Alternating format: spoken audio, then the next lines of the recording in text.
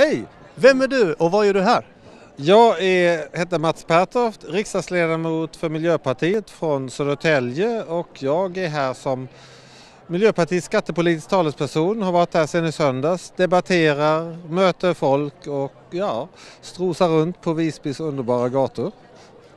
Vilken är den viktigaste frågan för Miljöpartiet överhuvudtaget tycker du?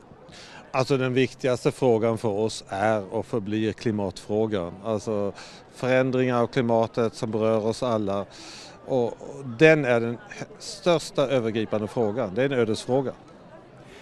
Många har ju riktat kritik emot att koldioxid skulle vara farligt för miljön. Vad har du att säga om det?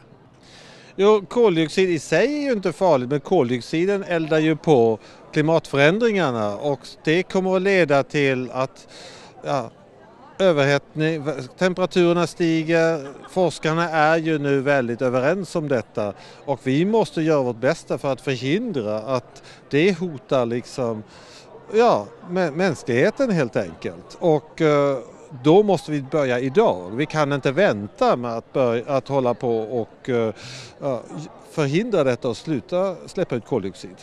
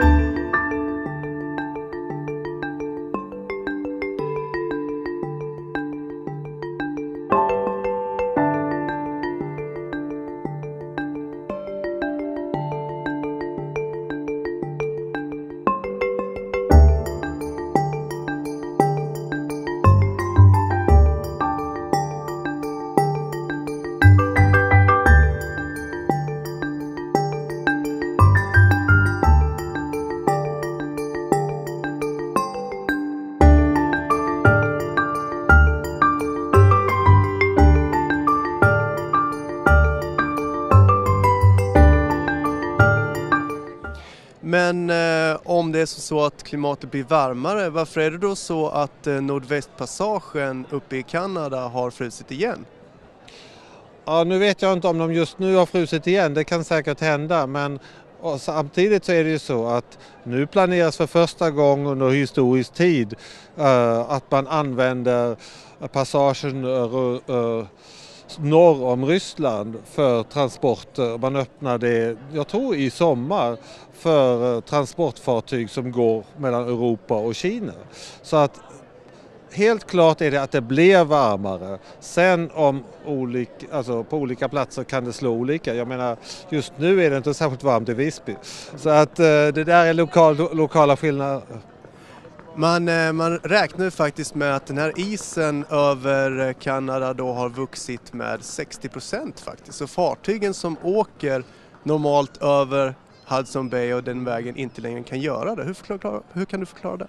Alltså, jag kan inte förklara enskilda ändringar. Jag vet att ungefär, vad sa de vid FNs klimatkommitté, 98% av världens forskare är helt överens om att klimateffekterna finns och att det är upp till människan att stoppa eller åtminstone bromsa dem. Sen om det händer någonting i Kanada, det måste du fråga meteorologerna, inte mig som politiker.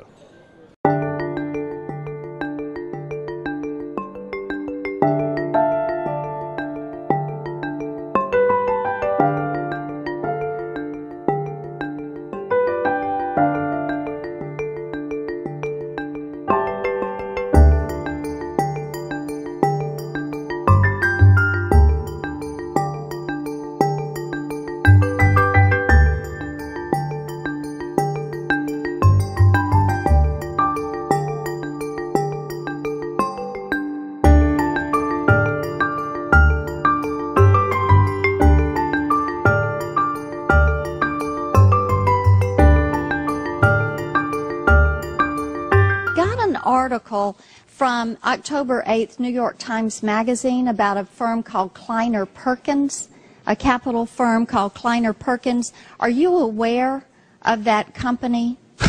Well, yes, I'm a partner at Kleiner Perkins. So you're a partner in Kleiner Perkins. Okay.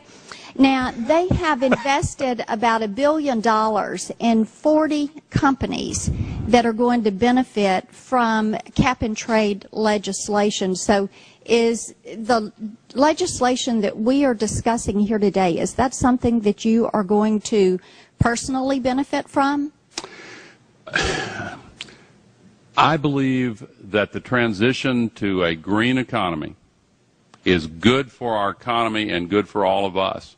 And I have invested in it. But every penny that I have made, I have put right into a nonprofit, the Alliance for Climate Protection, to spread awareness of why we have to take on this challenge. And Congresswoman, if you believe that the reason I have been working on this issue for 30 years is because of greed, you don't know me.